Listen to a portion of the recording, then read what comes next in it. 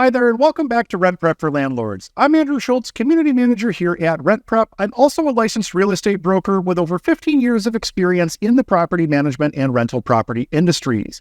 On today's episode, we're going to be talking about all the ways that you can save big at Home Depot. We have some tips and tricks to help you save big in a variety of departments as well as the clearance section, and some other deals that you may not know about. We've got a lot to cover today, so let's get to it.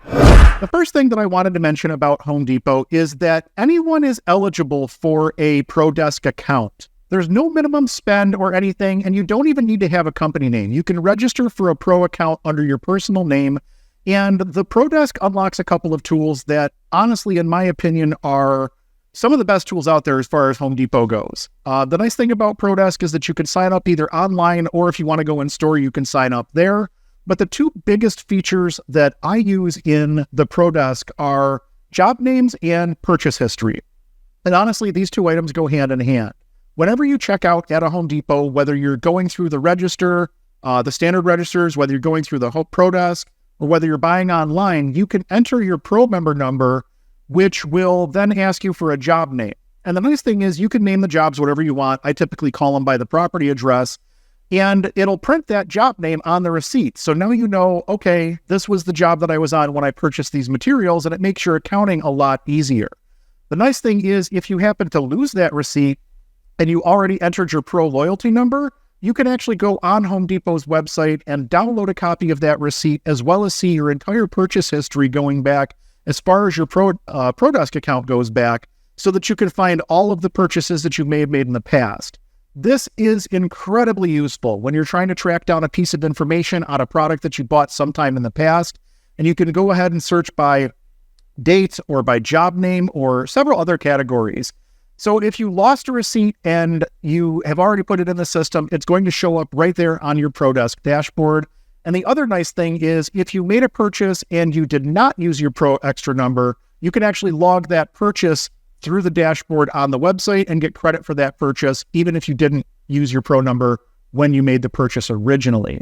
Those two features of ProDesk alone make our lives a ton easier when it comes to managing rental properties and managing a contracting company. The other thing I wanted to mention is that Pro members can also save on paint and paint supplies as well. The more you buy, the more you save. That's pretty typical for situations like this. As of the recording of this video, it's currently a 10% discount on any paint or paint accessory after you spend $1,000. That jumps to 15% after you've spent $3,500, and it jumps to 20% after you've spent $6,500. And that's on all paint as well as paint supplies. So that's going to cover all of your rollers, your brushes, drip trays, drop cloths. All of that stuff counts towards your paint total. Now, pay attention to this part because this perk is often overlooked by Pro members, and honestly, it's the same as flushing your money down the toilet. If you're doing a sizable project and you're purchasing at least $1,500 in materials, that's the base that you have to have, is at least $1,500 in materials. You can submit your materials order to Home Depot through what's called Bid Room for additional discounts. Discount's going to vary. It's different in every bid room. It's different on every item. I've seen some items come up with absolutely new discount. Usually that's going to be like custom order items and things of that nature. And I've seen other items come up with sometimes as high as a 25% discount. Home Depot's goal is to sell you as many of the materials for your job as they possibly can. So if they have to discount some of those items in order to win the entire sale, they're going to do that. It obviously makes sense for them to do that to try to secure the sale. And obviously your goal is to save money. So Bid Room is a great way to save whenever you're trying to do a larger scale project at Home Depot, or whenever you're looking to stock up on items. For instance, we buy a lot of batteries. We always submit our batteries through Bid Room, and we get a discount on those because of the smoke and CO detector batteries that we have to change out all the time as well. It sometimes will take a day or two for you to get the results back from Bid Room, so keep that in mind as well. Sometimes it's an instant discount, and other times it takes a little bit of time for an associate to go through and figure out what the discount on that's going to be. My recommendation would be talk to somebody at the ProDesk for more information.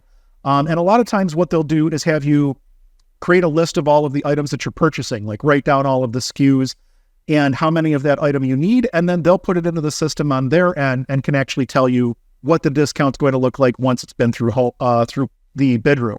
but that process can take a couple of days. So make sure you plan for that. Understand that this may not be an instantaneous process. Moving on from ProDesk, I wanted to talk a little bit about some of the sales that Home Depot runs. Obviously, Home Depot runs a weekly circular just like any grocery store would or anything like that, but they also run a couple of deals that are exclusive to their website that I wanted to show you as well.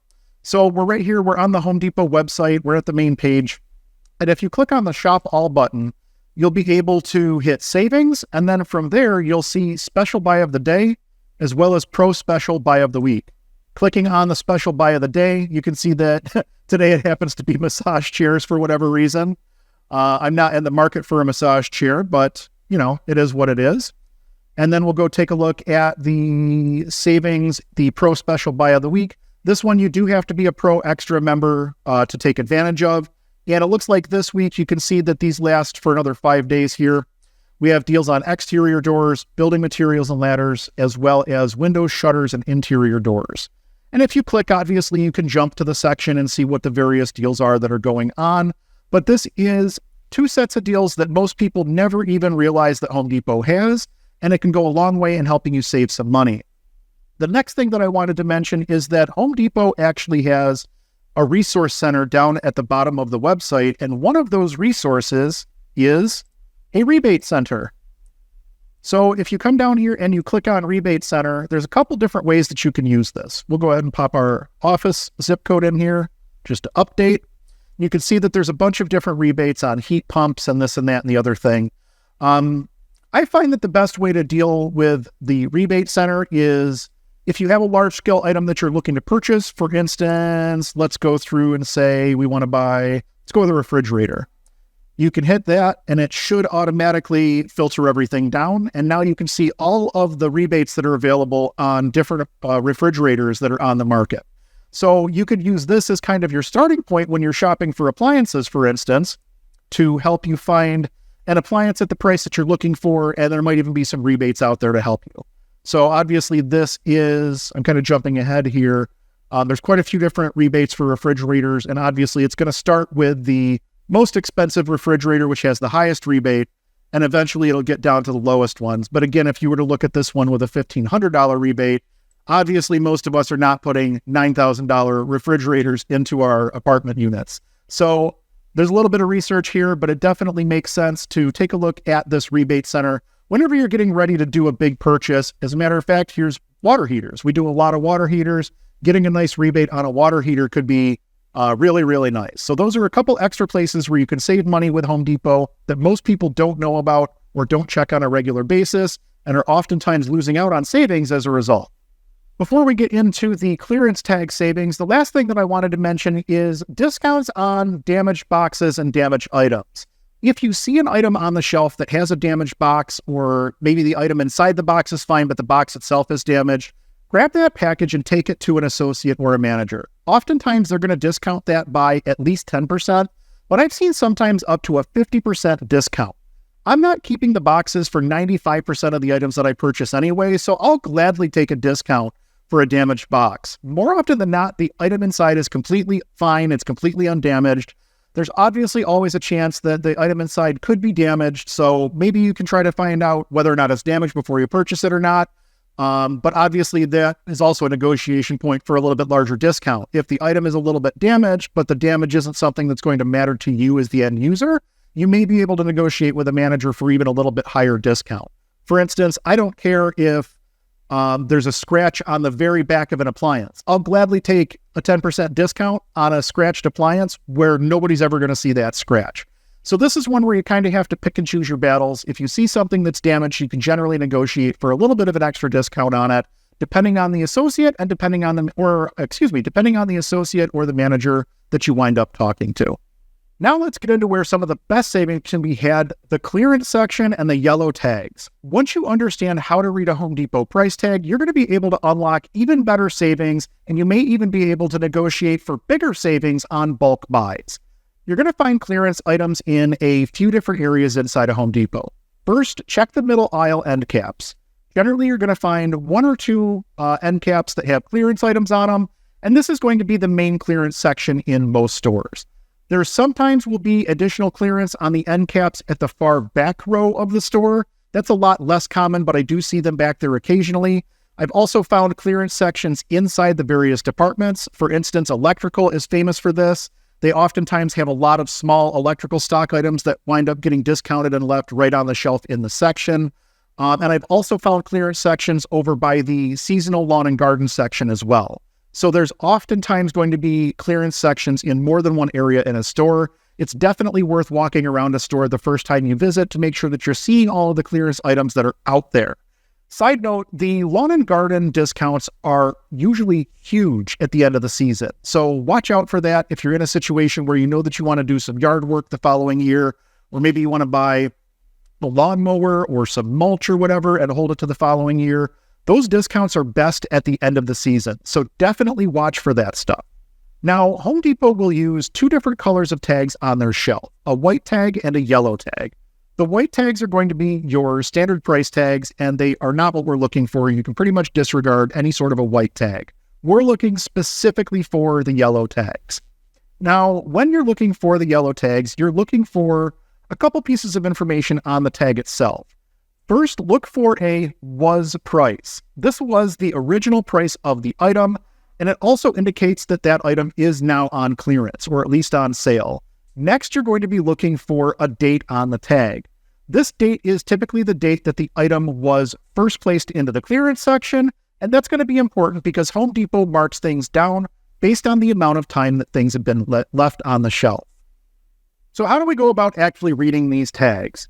If you see a tag that's ending in 97, 98, or 99 cents, typically these are going to be your regular priced items. Home Depot will sometimes use yellow tags occasionally just to bring attention to an item, so you have to look for that was price as well as the date on the tag. If it doesn't have the was price or a date on the tag, that's just a regular priced item that somebody put a yellow tag on it just to try to get some extra attention on that item. A lot of times you'll see that those items do wind up in the clearance section, and oftentimes that's simply due to an employee mistakenly putting the item in there because they saw the yellow tag. Sometimes that happens. Sometimes the yellow tag, items are where they belong, and sometimes they're not. But if you see something that has a 97, 98, or 99, more often than not, that's going to be a regular priced item that just has a yellow tag on it for whatever reason. Now, in the first round of discounts, you're going to see tags ending typically in 0.00 or 0.50 cents. This is going to be the first round of discount, and these are the items that have just been added to the clearance rack. This first round of clearance is typically around a 10% discount, and after the item sits for usually around 10 weeks, after that point, a new price tag is issued with a new price on it. The second round of discounts will typically end in a 0.06. This round of discounts typically lasts 6 weeks from the time that it gets assigned that price, and usually you're going to find that items in this category are going to be somewhere between 25 and 50% off. If you see an item at this stage and there's only one or two of that item and it's something that you really, really, really want, you may want to consider grabbing it now. But there is one more price drop ahead. If you see a price tag that ends in 03 or 02, this is generally a product that has made it to the final markdown stage. These are generally the very best savings that you're going to find on those items, and normally the discount at this stage is 50 to 75%. You have to catch these items quickly, however, because typically after 3 weeks of being set at this price, these items are supposed to be pulled from the shelves and either destroyed or sent back to the vendor. Now, I will say that every store manages their stock a little bit differently. Some stores are better about cleaning up their clearance sections than other stores. If you have multiple stores in your area, it's definitely worth taking the time to drive around to a couple different stores and see what they have in the clearance section if you're out shopping for good deals. Now, after that final round of discount, those items are supposed to be pulled from the shelves, but that doesn't always happen. In those instances, the final price will roll down to a penny. That's the indicator to a Home Depot employee that that item is supposed to be pulled from the shelf and that it's no longer supposed to be sold. It's supposed to be removed from the shelf altogether. Home Depot does not want you buying these penny items. That means that they are incredibly hard to find. I found that if I scan an item from the clearance section in the app, it's oftentimes going to show that the product is not available in store. That's a good indicator that it's already gone through the entire price cycle. And if you take that to the register, It's either going to ring up as a penny or it's going to ring up at full price because that item's available either online or in other stores. If it rolls up at full price, obviously you understand that you're not going to get a discount on it. But if it rings up at a penny, that's obviously a really good day for you. So if you come across an item that you think is a penny, I recommend that you do not ask an employee to scan it. If they scan the item and they find that it's a penny item, they're going to take that item from you, plus all of the stock that's on the shelf if there's a bunch of it sitting there. I recommend taking it to the self-checkout and ring it up along with something that you know that you're planning on buying. Put it in the middle of your order so that maybe the associate working self-scan's not paying attention to their kiosk. You can kind of slip it through and get that item for a penny if it rings up as a penny. If it winds up ringing out at full price, at that point, just call the associate over and ask them to remove that item. Just say you're no longer interested in buying it. It's that simple, but don't go to the associate directly asking if it's a penny item because they're supposed to take the penny items off the shelves. They're not supposed to sell that stuff to you. When I was doing my research for this video, I actually came across a penny item. It was a bunch of Velcro strips, and I was planning on cleaning out essentially the entire stock of what they had left, because that's something that we use pretty frequently at work for cable management and things of that nature. I basically did the exact method that I mentioned previously, but unfortunately the associate that was working at self-scan saw me scan the item, saw it come up as a penny, and immediately walked over and pulled the item from me. They wouldn't sell me the item. So it is a crapshoot, but it does happen from time to time. You just have to take your chances and see what happens. It's worth noting that if you're looking to bulk buy items from the clearance, you may be able to get an even better price than what's on the tags, especially if it's late in the discount cycle. So this also happened to me recently. I was actually in the clearance section just looking around to see if there were any good deals to be had, and I saw a ton of Milwaukee work gloves, single pair of Milwaukee work gloves.